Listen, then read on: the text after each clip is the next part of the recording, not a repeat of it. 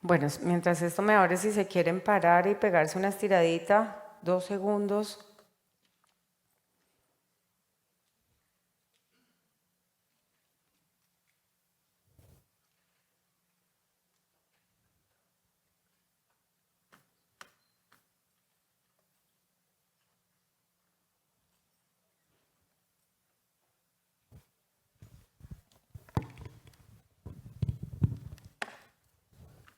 Bueno, a continuación voy a arrancar el primer simposio. Es un simposio patrocinado por Boehringer Ingelheim.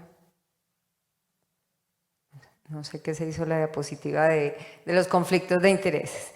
Y la idea es preguntarnos de qué morimos a nivel mundial y a nivel poblacional, de que se muere la gente de nuestro planeta. Y miren cómo, independientemente del paso del tiempo, desde el 1990 hasta el 2021, la primera causa de muerte cardiovascular sigue siendo la misma, la enfermedad cardiovascular aterosclerótica, la enfermedad coronaria. Miren cómo el accidente cerebrovascular isquémico es la segunda causa de muerte.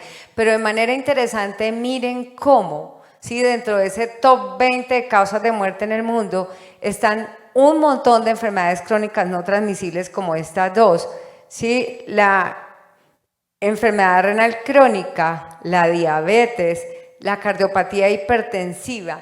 Y quiero hacer énfasis y foco en dos patologías más que no estamos muy familiarizados con ellas, pero cada vez vamos a tener más fuerza, que son la esteatopatitis, la enfermedad por hígado graso y los trastornos neurocognitivos que van directamente relacionados y ligados a estas enfermedades crónicas no transmisibles.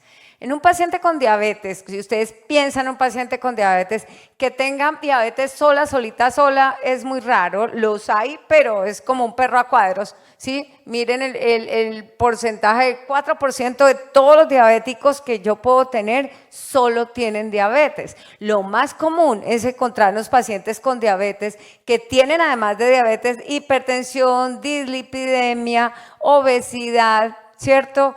Y el 30% de los pacientes con diabetes tienen enfermedad cardiovascular y el 40% de los pacientes tienen enfermedad renal. Entonces, usualmente son pacientes complejos, son pacientes comórbidos a los que nos enfrentamos en el día a día. Y cuando uno piensa en riesgo cardiovascular, pues tiene que tener en cuenta que ese riesgo es un continuo, que empieza desde etapas tempranas, incluso la prediabetes, y que a medida que evoluciona la enfermedad, miren cómo el riesgo se aumenta de manera significativa. Y quiero que le pongan cuidado a lo amarillo de allí. Lo amarillo significa enfermedad renal crónica. Y miren cómo, si yo me paro en este año de diagnóstico de la diabetes y tengo solo diabetes, mi riesgo se aumenta acá. Pero si tengo además enfermedad renal crónica, mi riesgo aumenta de manera significativa. Entonces, a medida que pasa el tiempo, la situación solo va empeorando y ese riesgo está individualizado y depende también de la edad del paciente, de la duración de la diabetes como enfermedad, del grado de control glucémico que ha tenido mi paciente con diabetes y del grado de control o no que tenga de los otros factores de riesgo cardiovasculares, como la presión arterial, el manejo de los lípidos y de si el paciente fuma o no.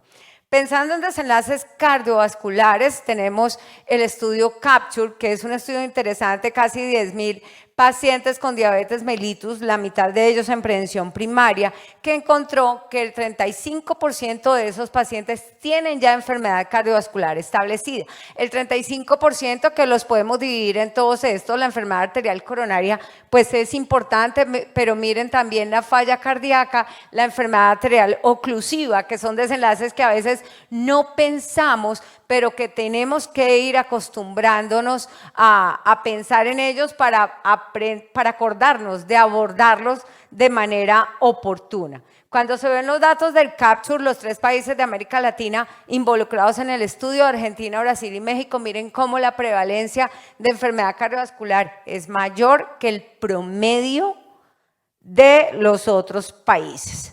Importante, quiero hacer énfasis en esto, ojo con la enfermedad renal. No se nos puede olvidar tamizar para enfermedad renal, y el tamizaje de la enfermedad renal se debe hacer con el cálculo de la tasa de filtrado glomerular por CK-EPI, solo necesitan una creatinina, y con la medición de la albuminuria, excreción de albúmina sobre gramo de creatinina. Las dos se complementan, y miren cómo que un paciente tenga disminución de la tasa de filtrado glomerular se asocia de manera significativa, incluso en niveles entre 60 y 90, que uno a veces dice, ah, no, el paciente tiene 88 de filtrado glomerular, está bien. Aumento significativo de riesgo de infarto de miocardio, accidente cerebrovascular isquémico y enfermedad coronaria, con esa disminución de la tasa de filtrado. Y cuando vemos albuminuria, ¿sí?, A2 y A3, una asociación significativa con muerte cardiovascular y con eventos de infarto agudo de miocardio. Por eso es sumamente importante que recuerden siempre hacer tamizaje regular de enfermedad renal diabética para identificar pacientes en alto riesgo de eventos cardiovasculares.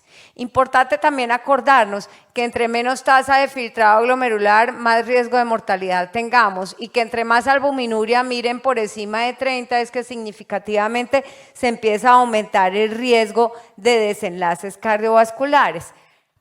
Ahora bien, el otro desenlace importante, que es insuficiencia cardíaca congestiva, también se ve afectado por la presencia o no de enfermedad renal crónica. Miren cómo los pacientes que tienen enfermedad renal crónica tienen significativamente más falla cardíaca versus los que no, tanto de fracción de eyección preservada como reducida. Entonces, y aparte de que hay más frecuencia de falla cardíaca cuando hay enfermedad renal crónica, miren cómo los desenlaces son peores si yo tengo falla cardíaca y falla renal versus solo falla cardíaca, y si yo a eso le sumo la diabetes, la cosa empeora mucho más, con mayor riesgo de hospitalización y mayor riesgo de mortalidad. La interacción entonces es compleja entre los factores de riesgo metabólicos, el sistema cardiovascular y la función renal siguen teniendo estos pacientes. Y ahí es donde entonces viene a caber nuevas estrategias terapéuticas que han demostrado ser capaces de modificar la historia natural de la enfermedad de estas complicaciones. Y aquí surgen entonces los inhibidores del SGLT2 como una herramienta 1A.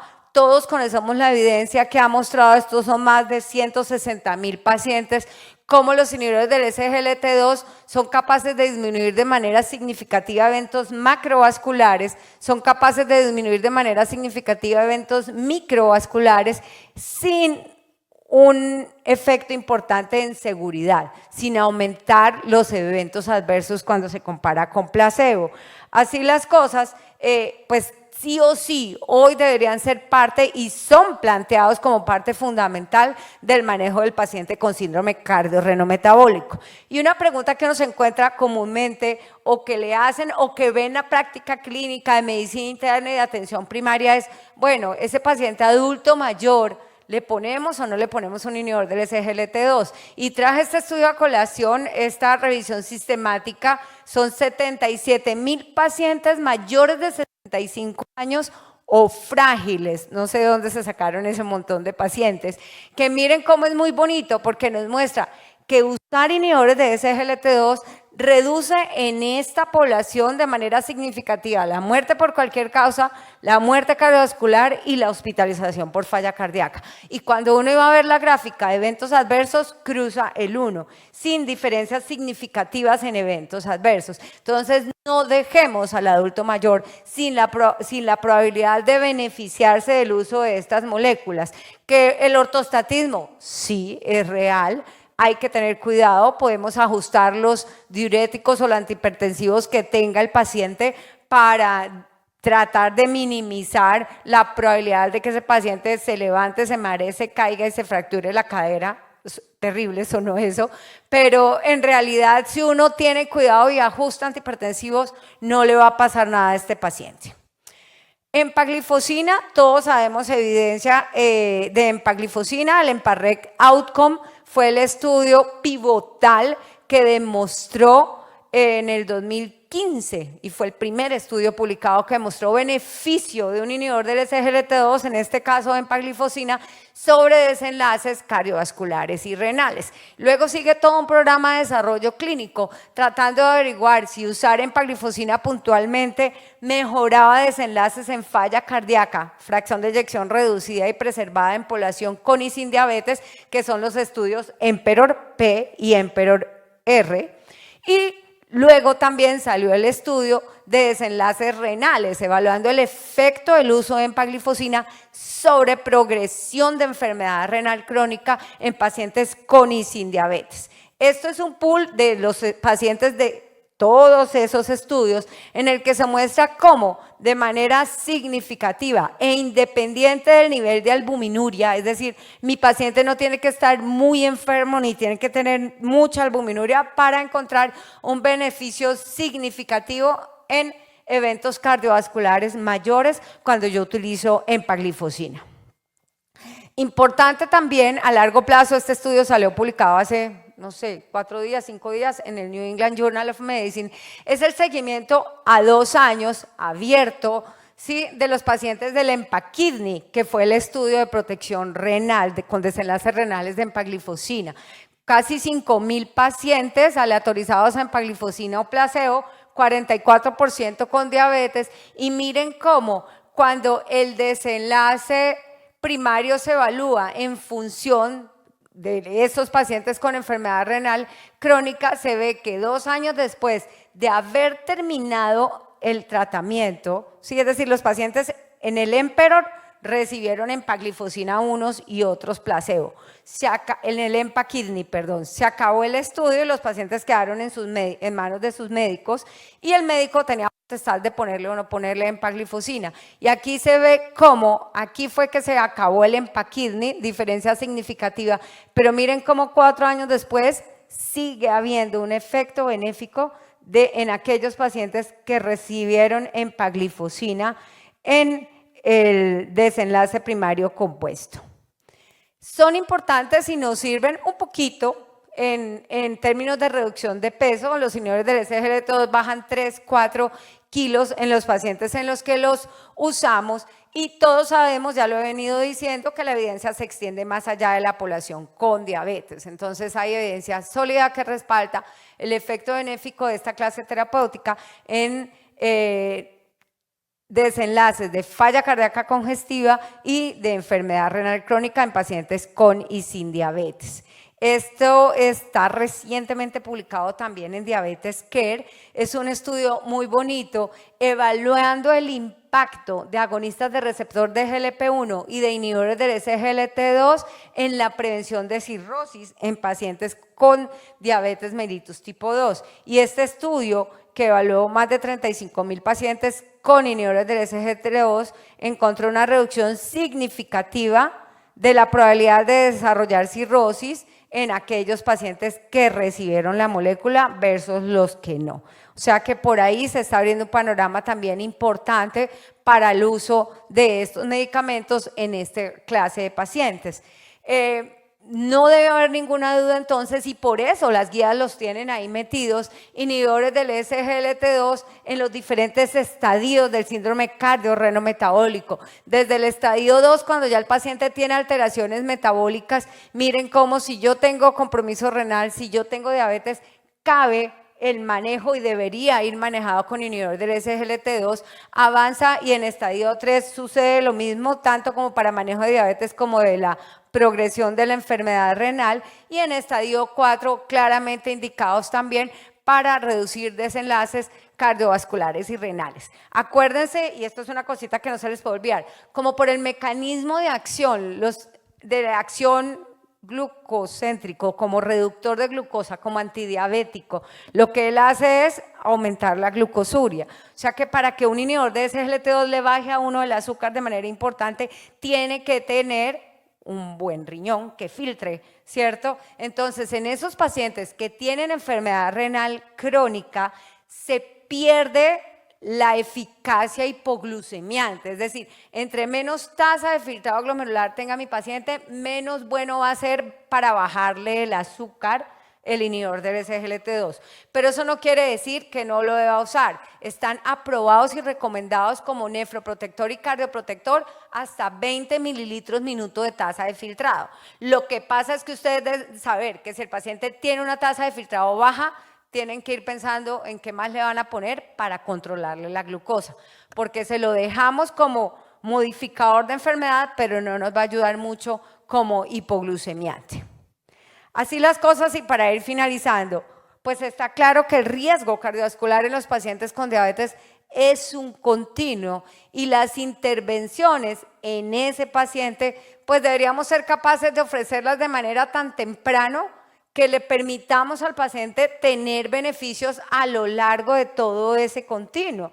No deberíamos esperar a que el paciente ya entre en un estadio 4 de cardiorreno metabólico para ahí sí venir y ponerle el inhibidor del SGLT2, si es que la evidencia es clara diciéndome que previene ese desenlace. Entonces, definitivamente no deberíamos arrancar tan tarde, deberíamos empezarlo muy temprano en la historia natural de la enfermedad y en la historia natural de la diabetes, en la guía nueva que vamos a publicar, valga la cuña, en abril de este año en el Congreso Nacional de Endocrinología, que yo lideré, actualización de la guía para diabetes mellitus tipo 2, quedaron ahí. ¿Sí? Tenemos un nivel de evidencia un poquito más grande, me estoy espoleando, para ver si dejamos también un poquito de lado los inhibidores de EPP4. Hay mucho paciente en inhibidor de EPP4 que quizás debería estar recibiendo mejor SGLT2. Es mejor gastada la platica en un inhibidor de SGLT2 que un inhibidor de EPP4.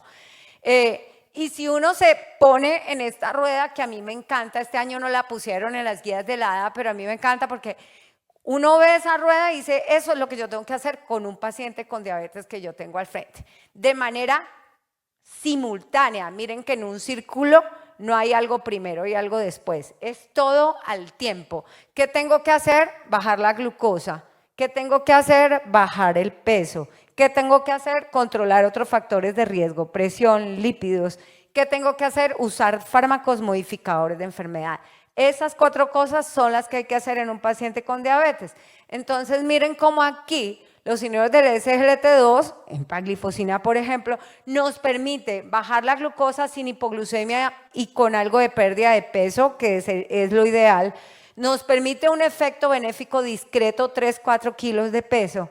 Nos modifican la historia natural de la insuficiencia cardíaca y de la enfermedad renal diabética y nos ayudan un poquito bajando la presión arterial, bajando de peso, y ya les mostré cómo también en incidencia de cirrosis en enfermedad por hígado graso asociada a disfunción metabólica. Entonces, definitivamente eso es lo que ha llevado a que todas las guías de manejo los propongan, tanto en población de muy alto riesgo cardiovascular como modificador de enfermedad, como en población que no tiene ese muy alto riesgo, dada su eficacia y dada su capacidad para ayudarnos con el peso. Estos son los cardiólogos europeos, la guía también recomendado 1A para reducir riesgo cardiovascular. Ellos proponen esto, yo propongo desde aquí, desde más temprano, o sea, no esperar a que mi paciente esté en un riesgo alto o muy alto para empezarle inhibidor del SGLT2 o agonista del receptor de GLP-1. Yo pienso que nosotros debemos arrancar con inhibidor del SGLT2 mucho más temprano, ¿sí? Pensando siempre en prevención.